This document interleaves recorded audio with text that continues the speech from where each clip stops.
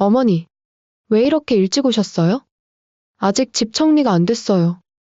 조금 밖에 있다가 오세요. 생각지도 못한 며느리의 반응에 명자 씨는 당황스러웠습니다. 무거운 짐은 어깨를 짓누르고 발은 이미 지치기 시작했습니다. 미안하구나. 버스 시간 맞춰서 오다 보니까 그렇게 됐다. 그러게, 약속한 시간에 맞춰 오셨어야죠. 근처에 카페 있으니까 거기서 2시간만 좀 기다리시다 오세요. 그게 무슨 소리니? 그냥 들어가만 있을게. 안 돼요, 어머니. 저희도 저희 나름대로 계획이 있는데. 민폐예요, 그거. 무슨 민폐? 정말로 카페에서 2시간 있다 오라는 거니? 당연하죠? 약속 안 지킨 건 어머니잖아요. 이번 사연의 주인공은 67세 김명자 씨입니다. 그리고 그녀의 아들과 며느리에 관한 이야기이죠.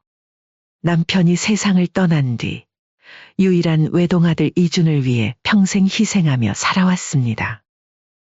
대구의 조용한 아파트에서 홀로 지내는 그녀의 삶은 단조로웠지만 아들 생각으로 버틸 수 있었죠. 명자 씨는 아들 이준이 어릴 적부터 교육비를 아끼지 않았습니다. 남편이 갑작스럽게 돌아가신 후에도 혼자서 아들 뒷바라지를 했죠. 학원비, 과외비, 유학비까지 모든 것을 아들에게 쏟아부었습니다. 그 결과 이준은 좋은 대학을 나와 대기업에 취직했고 승승장구하는 모습을 보여주었어요. 우리 아들, 이제 결혼할 때가 됐구나. 어느 날 이준에게서 반가운 소식이 왔습니다. 결혼한다는 거였죠. 그것도 같은 회사에 다니는 지연이라는 여성과 말입니다. 명자 씨는 가슴이 벅차올랐습니다. 드디어 며느리를 맞이하고 가족이 늘어난다는 기쁨의 잠을 이루지 못했어요. 결혼식 날 김명자 씨는 아들과 새 며느리를 바라보며 눈물을 흘렸습니다. 남편이 살아있었다면 얼마나 좋아했을까 싶었죠. 며느리 지연이는 밝은 미소를 지닌 여성이었습니다. 어머님, 앞으로 잘 부탁드려요. 오빠랑 행복하게 살게요. 그 말을 들으니 김명자 씨는 새 가족을 맞는 기쁨으로 가슴이 벅차올랐습니다. 하지만 그 기쁨도 잠시였어요. 결혼한 지 한 달이 지났을 무렵 아들에게서 전화가 왔습니다. 어머니, 잠시 찾아뵈도 될까요? 상의 드릴 게 있어서요. 다음 날 아들이 혼자 찾아왔습니다. 그의 표정이 무거워 보였죠. 어머니, 실은 서울 집값이 너무 비싸서 저희 신혼집을 마련하기 어려워요. 명자 씨는 아들의 말을 듣고 잠시 생각에 잠겼습니다. 남편이 남긴 보험금과 퇴직금으로 살고 있었지만 아들의 행복을 위해서라면 그래. 그럼 내가 좀 도와주마. 너희 행복한 가정 꾸려야지. 김명자 씨는 남편이 남긴 유산과 평생 모은 돈을 털어 서울에 신혼집을 사줬습니다. 5억이 넘는 큰 돈이었지만 아들의 행복을 생각하면 아깝지 않았어요. 아들과 며느리는 감격해하며 어머니를 안았습니다. 어머니, 정말 감사합니다. 이런 큰 선물을 어떻게 보답해야 할지. 며느리 지연이도 눈물을 글썽이며 말했습니다. 어머니, 저희한테 이렇게 큰 선물을 주셨으니 정말 효도할게요. 언제든지 편하게 오세요. 저희도 어머니 잘 챙길게요. 그 말을 들은 김명자 씨는 가슴이 벅차올랐습니다. 그렇게 집을 마련해 준 뒤 처음 몇 달간은 아들 부부가 자주 연락을 했습니다. 주말마다 전화도 오고 가끔은 영상통화로 새집 구경도 시켜줬죠. 그러나 시간이 지날수록 연락은 뜸해졌습니다. 준아, 이번 주말에 대구 내려올 수 있니? 보고 싶구나. 어머니, 죄송해요. 요즘 회사 프로젝트가 너무 바빠서. 바쁘다는 핑계는 계속됐고 약속은 번번이 취소됐습니다. 명자 씨는 서운함을 느꼈지만 이해하려고 노력했어요. 아들도 아들만의 사정이 있는 법이니까요. 하지만 결혼 후 아들 부부는 딱 한 번만 어머니를 찾아왔고 그 이후로는 필요할 때만 연락했습니다.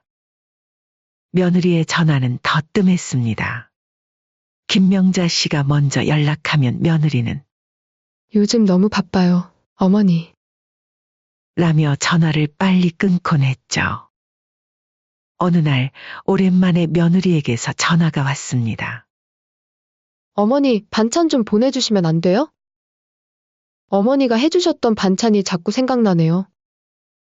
그동안 외로웠던 명자 씨는 처음 이 말을 듣고는 기뻐했었습니다. 왜냐하면 이렇게나마 자식들과 소통하고 지낼 수 있다는 게 좋았었죠. 더 가까워질 기회라고 생각하기도 했고요. 그렇게 명자 씨는 새벽부터 일어나 정성껏 반찬을 만들었습니다. 아들이 좋아하는 소고기 장조림과 멸치볶음을 비롯해 다양한 반찬을 준비했죠. 그리고 택배로 서울까지 보냈습니다. 지연아, 반찬은 괜찮았니? 아, 네? 잘 먹었어요. 근데 저 지금 바빠서요. 나중에 연락드릴게요. 전화가 뚝 끊겼고 그 후로도 연락이 없었습니다. 명자 씨는 혼자 텔레비전을 보며 한숨을 내쉬었습니다. 노년의 외로움을 달래줄 아들과 며느리가 이렇게 멀게만 느껴질 줄은 몰랐어요. 내가 너무 많은 걸 바라는 걸까? 명자 씨는 하루하루를 그렇게 보냈습니다. 오랜만에 아들에게 전화가 오면 반가워 얼른 받았지만 대부분 용건만 짧게 전하고 끝나곤 했어요. 며느리는 더 차갑게 느껴졌습니다. 어머니, 명절에 저희 집에 오실 생각 말고 차라리 여행 다녀오세요. 저희도 바쁘고 어머니도 쉬실 수 있잖아요. 이런 말을 들을 때마다 명자 씨의 가슴은 아팠습니다. 이제는 귀찮은 존재가 되어버린 짐짝 같은 존재가 되어간다는 걸 조금씩 느껴갔던 거죠. 그러던 어느 날 아들에게서 기쁜 소식이 왔습니다. 며느리가 임신했다는 거였어요.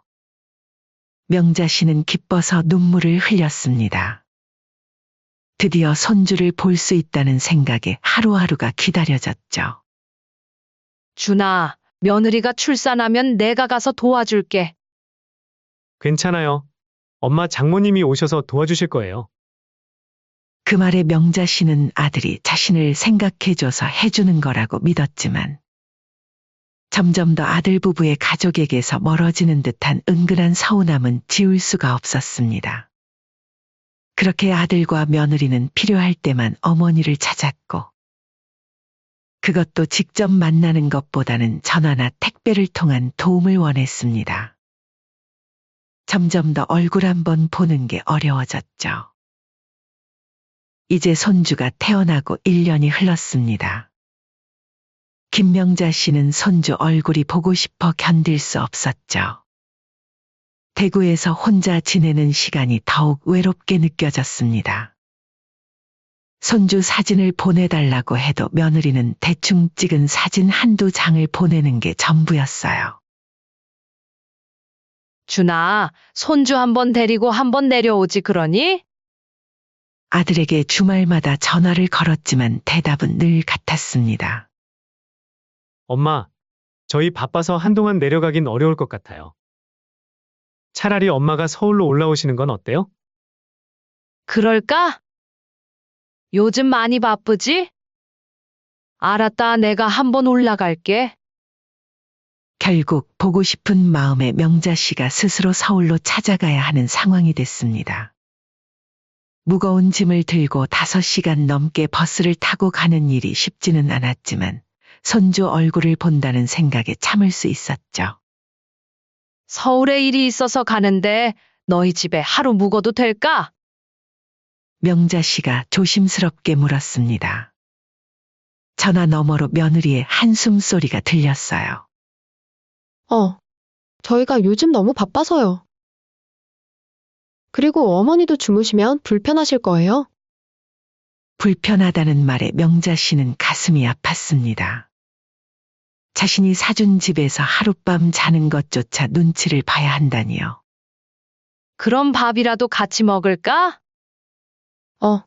그날 약속이 있어서요. 어머니, 오셔도 잠깐 얼굴만 보고 가세요. 명자 씨는 울컥하는 마음을 겨우 누르며 전화를 끊었습니다. 그래도 손주를 보기 위해 서울행 버스를 예매했죠. 손주를 위한 옷과 장난감을 가방 가득 챙기면서 서울길에 올랐습니다. 서울에 도착해서 아들 집에 가니 손주를 안고 있던 며느리는 손주를 명자 씨에게 잠시 안겨주고는 곧바로 자기 방으로 들어가 버렸습니다. 지연아, 점심은 뭐 먹을까? 김명자 씨가 부엌으로 가서 물었지만 며느리는 대답도 없었습니다. 결국 명자 씨가 냉장고를 열어 음식을 만들었고 식사 시간이 되어서야 며느리가 나타났어요. 어머니, 뭐하러 하셨어요? 그냥 음식 시켜 먹으면 되는데. 며느리의 말에 김명자 씨는 더 이상 할 말을 잃었습니다. 정성껏 음식을 차려놓았는데 고맙다는 말 한마디 없이 휴대폰만 보며 대충 먹던 며느리는 자기 그릇도 치우지 않고 방으로 들어가 버렸어요. 저녁 때 아들이 회사에서 돌아왔지만 상황은 크게 달라지지 않았습니다. 아들은 피곤하다며 씻고 바로 방에 들어갔고 김명자 씨는 혼자 거실에 앉아 텔레비전을 봤죠. 밤이 되어 김명자 씨는 손주와 함께 놀아보려 했지만 며느리는 아이가 자야 한다며 데려가 버렸습니다. 다음 날 아침, 명자 씨는 일찍 일어나 아침을 준비했습니다. 하지만 아들 부부는 늦게 일어났고 아침도 대충 먹고 각자 일과를 시작했어요. 어머니, 저희 오늘 약속이 있어서 나가봐야 해요. 며느리의 말에 김명자 씨는 어안이 벙벙했습니다. 자신이 왔다는 것을 알면서도 약속을 잡아놓은 거였죠. 애기도 데려가야 해요. 친구네 애기랑 놀게 하려고요. 결국 명자 씨는 혼자 아들 집에 남겨졌습니다. 마치 무언의 표현으로 얼른 집에 가라고 눈치를 주는 것 같았죠. 그렇게 버스를 타고 대구로 돌아오는 길, 김명자 씨의 눈에서는 눈물이 흘렀습니다. 그 이후로도 상황은 나아지지 않았어요. 며느리가 김명자 씨에게 연락하는 것은 딱 한 가지 경우뿐이었습니다. 그것도 필요한 것이 있을 때만요. 어머니, 혹시 이번에도 반찬 좀 보내주실 수 있어요? 지난번에 보내주신 거 너무 맛있었어요. 명자 씨는 또다시 밤을 새워가며 반찬을 준비했습니다. 며느리가 칭찬했다는 말에 기분이 좋아져서 더 정성을 들였죠. 하지만 반찬을 받은 후에도 며느리는 감사 인사조차 없었습니다. 그렇게 명자 씨는 이제 아들 집에 가는 것이 두려워졌습니다. 그곳에서 느끼는 서운함과 외로움이 너무 컸기 때문이죠. 어느 날 아들에게서 전화가 왔습니다. 엄마, 죄송한데 저희 이사를 하려고 해요. 집이 좀 작아서요. 그래?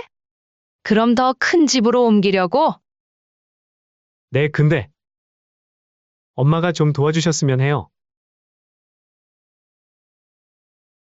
전세금이 많이 올라서. 아들아, 너도 알겠지만 너희 집 사줄 때 다 줘서. 이제 내가 살고 있는 집 하나 남아서 더는 어렵구나. 알겠어요. 못 도와주신다는 거죠? 그럼 저희가 알아서 할게요. 그 말을 끝으로 통화는 끝났고 그 후로 아들의 연락은 더욱 뜸해졌습니다. 명자 씨는 아들이 서운해하고 있다는 것을 느꼈지만 더 이상 자신이 해줄 수 있는 것이 없었죠. 명절이 다가왔을 때 명자 씨는 아들 부부가 내려올 거라 기대했습니다. 하지만 아들은 장인 장모 집에 간다며 대구에 오지 않았죠. 준아, 명절인데 한 번 안 내려오니? 엄마, 장인어른이 편찮으셔서 저희가 먼저 장모님 댁에 가야 해요. 다음에 찾아뵐게요. 다음이라는 말은 늘 공허했습니다. 명자 씨는 명절을 혼자 보냈고 이웃들이 자식들과 함께 시간을 보내는 모습을 보며 더욱 서글퍼졌어요. 시간이 흐를수록 아들과 손주가 보고 싶었습니다. 그래서 이번에는 아들에게 미리 연락을 하고 서울로 가기로 했죠.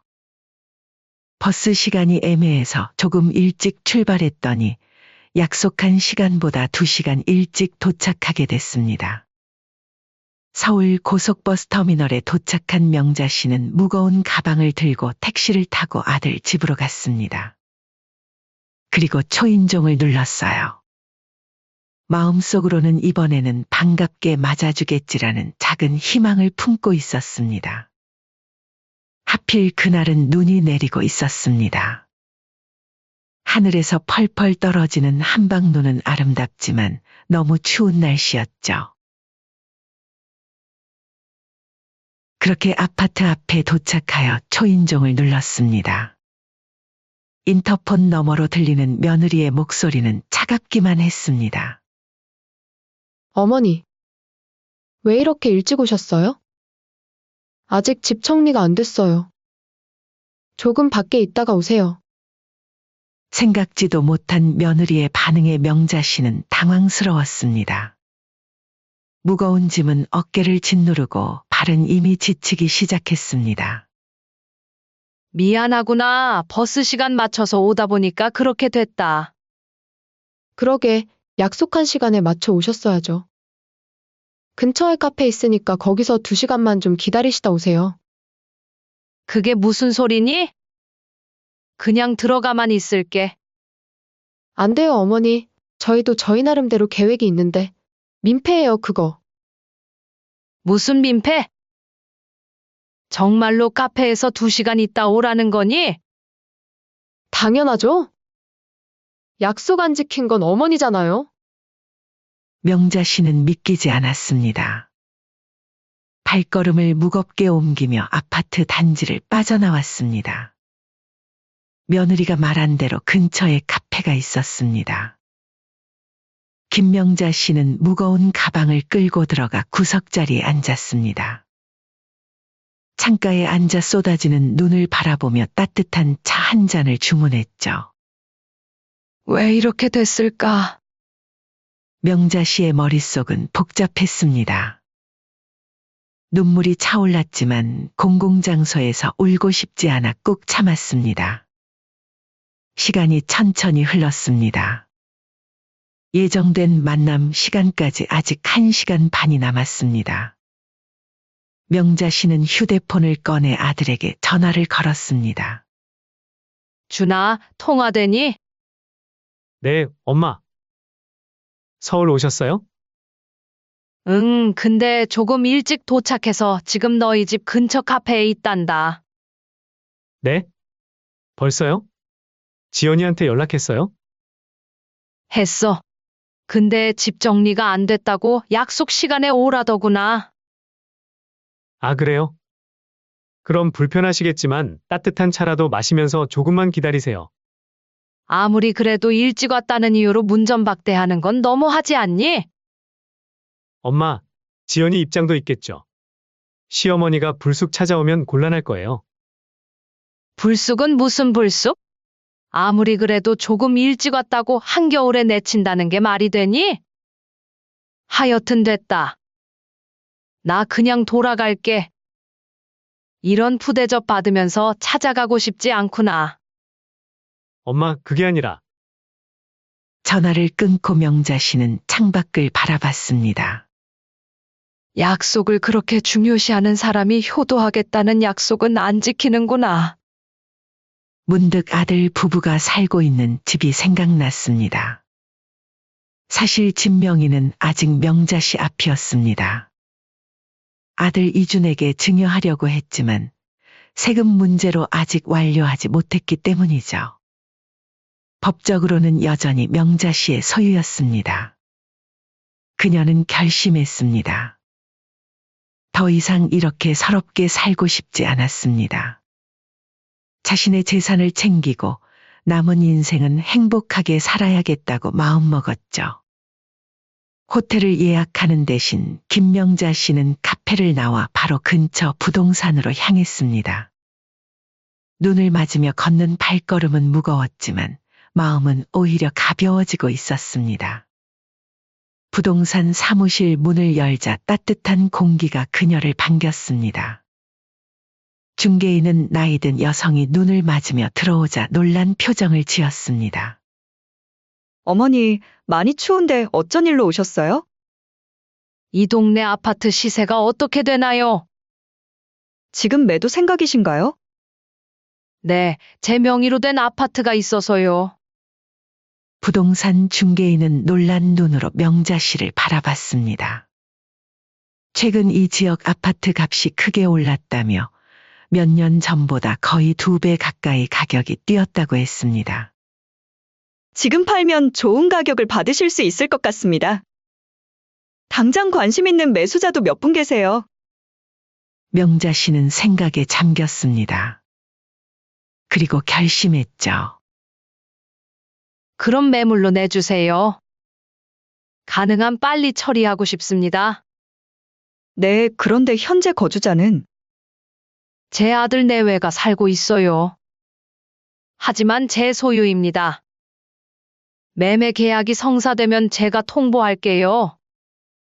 부동산 중개인은 고개를 끄덕였습니다. 명자 씨는 필요한 서류를 모두 작성하고 나왔습니다. 마음은 무거웠지만 결심은 확고했죠. 그리고 놀랍게도 며칠 만에 매수자가 나타났습니다. 시세보다 약간 높은 가격에 매입하겠다는 제안이었죠. 명자 씨는 서울의 한 호텔에 묵으며 바로 계약을 진행했습니다. 아들에게는 알리지 않았습니다. 매매 계약이 완료된 그날 저녁 김명자 씨는 아들에게 전화를 걸었습니다. 준아, 집에 있니? 네, 어머니. 왜요? 어머니는 어디 계세요? 그날 안 오셔서 걱정했어요. 아직은 서울에 있어. 내가 지금 집으로 갈게. 할 얘기가 있어. 네? 갑자기요? 지금은 좀. 30분 후에 도착할 거야. 기다려. 명자 씨는 택시를 타고 아들 집으로 향했습니다. 가슴이 두근거렸지만 이제 물러설 수 없었습니다. 아파트에 도착해서 초인종을 누르자 이번에는 아들이 문을 열었습니다. 어머니, 어디 계셨어요? 얼마나 걱정했는지 아세요? 걱정했다는 사람 치고는 먼저 연락 한 번 없던데? 명자 씨는 아들을 지나쳐 거실로 들어갔습니다. 며느리도 소파에 앉아 있었습니다. 놀란 표정이었죠. 앉아라, 둘 다. 아들과 며느리는 어리둥절한 표정으로 소파에 앉았습니다. 김명자 씨는 가방에서 매매 계약서를 꺼내 테이블 위에 탁 하고 내려놓았습니다. 이게 뭐예요, 어머니? 이 집 매매 계약서다. 아들의 얼굴이 하얗게 변했습니다. 엄마, 무슨 말씀이세요?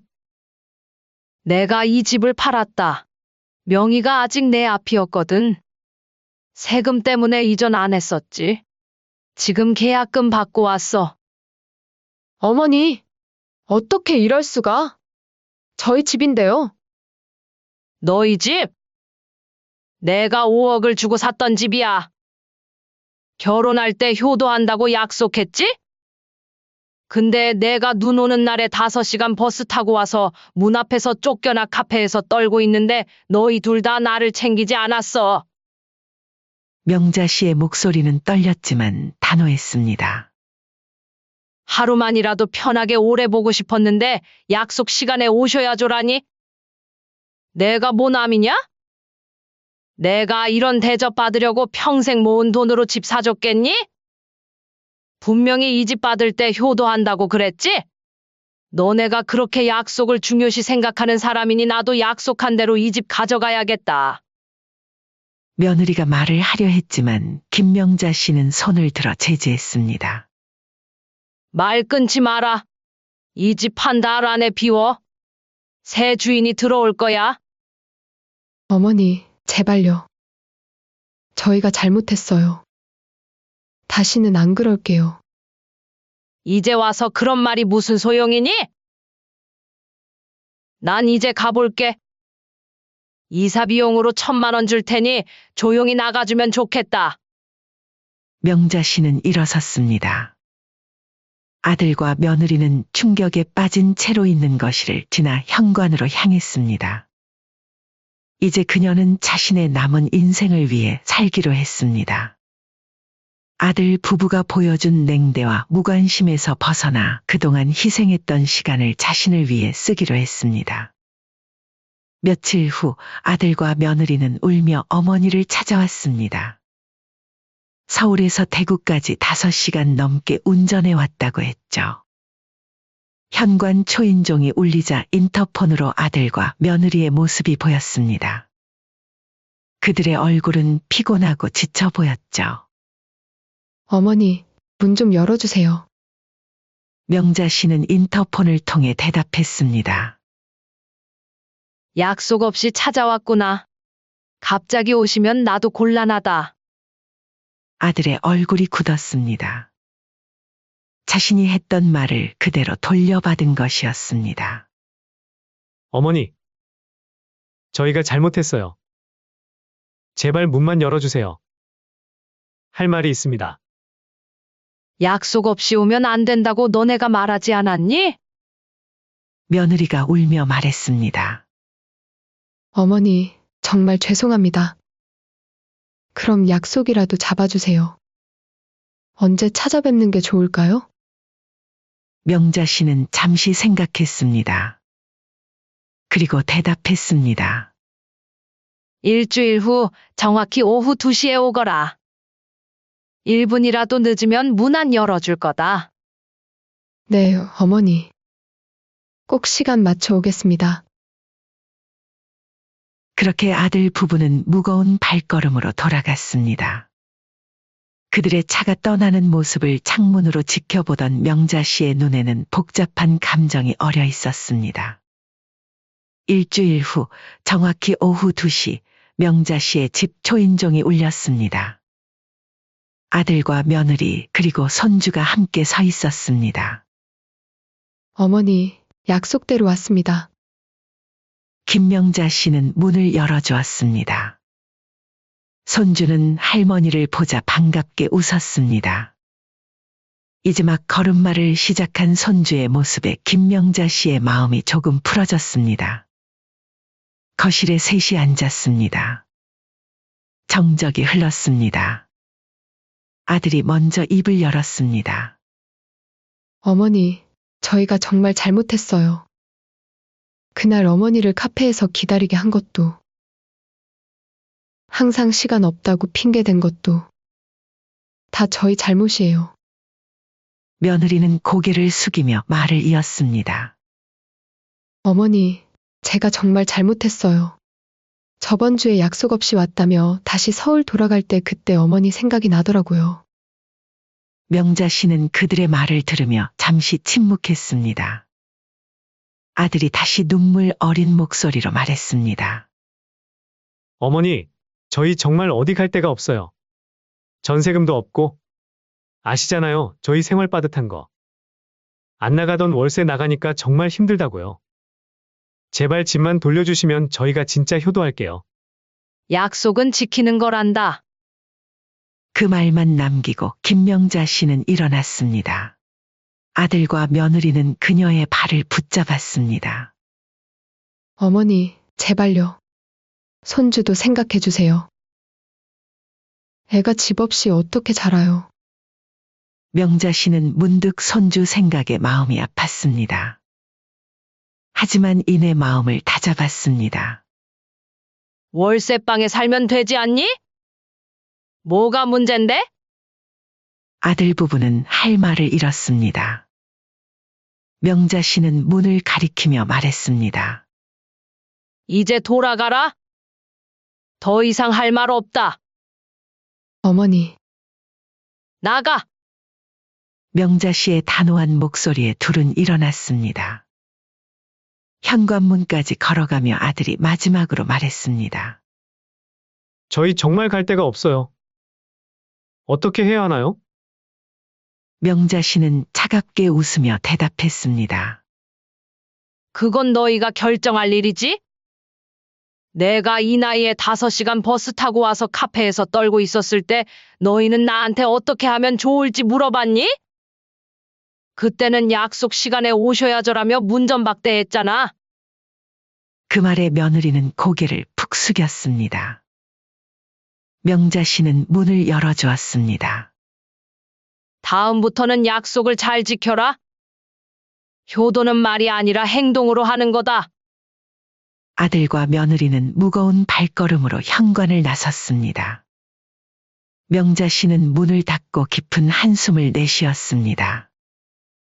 가슴 한편에는 아픔이 있었지만 동시에 자신의 결정이 옳았다는 확신도 있었습니다. 일주일 후 명자 씨는 그동안 묵혀두었던 여행 계획을 실행에 옮겼습니다. 평생 희생하며 모은 돈으로 해외여행을 떠났습니다. 그리고 한 달 후 명자 씨의 집에 택배가 도착했습니다. 보낸 사람은 아들 이준이었습니다. 상자를 열어보니 손주의 사진첩과 편지가 들어 있었습니다. 어머니, 저희가 정말 잘못했습니다. 엄마 말씀이 맞으셨어요. 약속은 지키는 것이고, 효도는 말이 아닌 행동으로 해야 하는 것이었습니다. 저희는 지금 작은 월세방에 살고 있습니다. 힘들지만 이 시간을 통해 많은 것을 깨닫고 있습니다. 언젠가 어머니께서 저희를 다시 받아주실 날을 기다리고 있겠습니다. 명자 씨는 사진첩을 넘기며 손주의 모습을 보았습니다. 그리고 깊은 생각에 잠겼습니다. 아들 부부에게 준 교훈이 충분하다고 생각했을까요? 아니면 정말 관계를 끊을 생각이었을까요? 그녀는 창밖을 바라보며 생각했습니다. 몇 달 동안 아들 부부가 진정으로 변화하는지 지켜볼 생각이었습니다. 진심으로 변화한다면 그때는 다시 생각해 볼 수도 있을 것입니다.